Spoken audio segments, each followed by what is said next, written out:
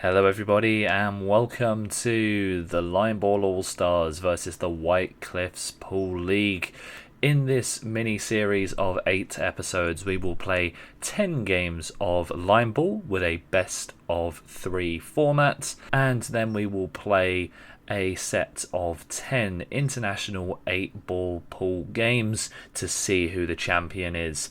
And we have Ultimate Pool commentator and player Luke Terry here with us to go over the series and commentate. Find out the rules in the description of the video, and I hope you enjoy the series. And here we go, ladies and gentlemen. Luke Terry reporting live for episode 4 of the Line Ball All Stars versus Dover Team Series. 10 games of Line Ball played in best of 3 formats, each point going towards the collective team.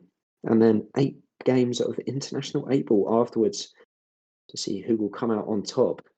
Been an interesting story so far. Line Ball going 4 ahead and Dover coming all the way back. But opportunity here for Alex Elwood to potentially put his team back in front. Sean playing a good opening shot there. But Alex playing a really kind of risky but great shot to respond. And he's done just about enough to get that yellow off the table, which will do him a favour. He didn't want to be snooker behind it. Well, that's a decent response from Sean. Doesn't really help him, doesn't really hinder him. But manages to get both balls out of the score zone. Is Alex potentially trying to remove this yellow? I mean, why have you done that? Oh, Alex, that felt unnecessary. And he's going to put him a point down. I think it's so important in this game, actually, to really keep simple at the start. If you don't need to go for something, don't go for it.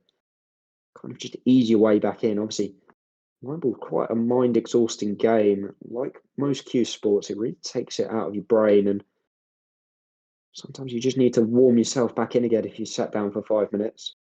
But Sean will be more than happy to invite a 1-0 lead to his team. That's a good opening shot. Just buries it on that cushion. This is the shot here where I feel like Alex could probably double that yellow out. But he's opting against it. He's just going to go for the corner here. Doesn't want to hit it too hard. Doesn't want that red to come back out again. And has it just stayed in play? I think he's okay. But Sean's just going to knock it straight out again. Yeah, there you go. So immediately Alex on the back foot. Line Ball All Stars just need to get a bit of traction back. It just feels like they've lost their mojo a little bit in this match. Sean looking once again to get another red out of play. And this is what the pool players see. They'll be able to see when you can kind of knock a ball out the table without those cannons. Because obviously, in pool, a lot of the times now, you see players really trying to avoid cannons and just try and keep a really tight cue ball. And it's going to be situations like that Dover are really going to want to kind of sniff their advantages out with. Can Alex get something out of play here? He gets one out of play, but he's also put his own out of play. So once again, doesn't really help or hinder him. But he's still playing catch up in this frame. So I think Sean was potentially looking at moving the red there. That would have been an unnecessary risk. Sides against it. Where's he going here? Oh, it's another good shot and 4-0 down in this frame. Alex Elwood with the absolute world on his shoulders now to do something. And there you go. It draws the error out, and that is going to be 5-4 to Dover. Alex made a couple of early errors, and it's cost him in that match. And Sean puts Dover 5-4 ahead, which seemingly has really come out of nowhere from 4-0 behind. They really looked out of sorts. But just signs here that both players are the team really picking up on the rules. But I think the main man from the Line Ball All Stars team, I think he's probably been the star man on the team so far. He's going to have the opportunity to try and level the scores again. He's been quite vocal. He's been around the table trying to kind of support his own team. Rated very highly in the Line Ball community, and really needs to do something for his team here, because it's just signs that his team are faltering. And obviously with pool games coming up ahead, the worst thing for them would to be going in behind. Can he salvage something for Line Ball All Stars here? Oh, that is unlucky. It's not a good start. If you catch that yellow 2-fall, you're going to double kiss it. And going immediately 1-0 behind isn't going to help his team.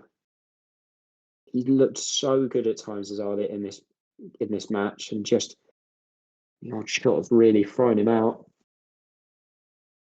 Jason with that 1-0 lead now, and then starting in this next game, he's going to be a big favourite now. Ardit with all the work to do. Well, he doesn't want to hit the 8-ball well. I think Jason's been a little bit fortunate there, but this is an opportunity for Ardit now. Needs to get a foothold now. Has to make sure this red goes in and puts it in a safe position. Can he do that? Oh, that was risky, but he's played it really well. And this is exactly what you need. You need Ardit to go granite here. You need him to make sure he's getting those balls into the end zone. That yellow being where it is not easy to knock in. Jason can potentially go for it here, but huge risk implications with this. Well, there you go. Well, I didn't expect him to knock at the red in. I thought he was probably going to hit the 8-ball, but that's exactly what Ardit needs to do. He needs to make it awkward for Jason here. Don't just put it on a plate for him.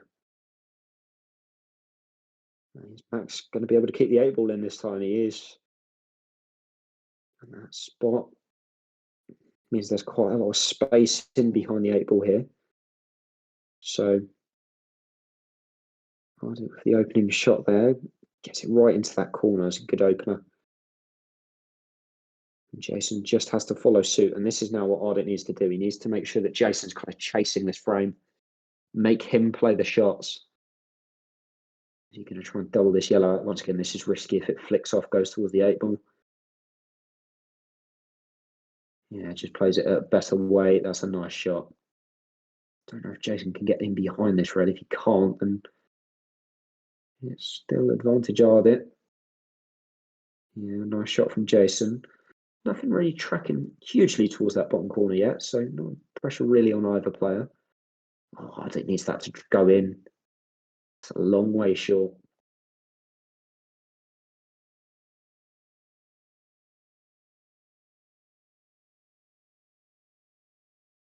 Yeah, and Jason now takes the points advantage, goes one ahead. Is Ardit going to try and knock the red in? If he is, he's got to make sure he doesn't pot the other one.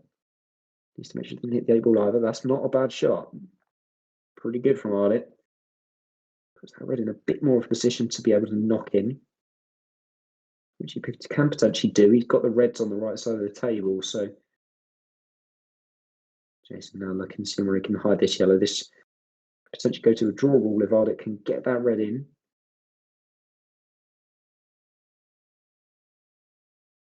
Yeah, Jason just getting that red in.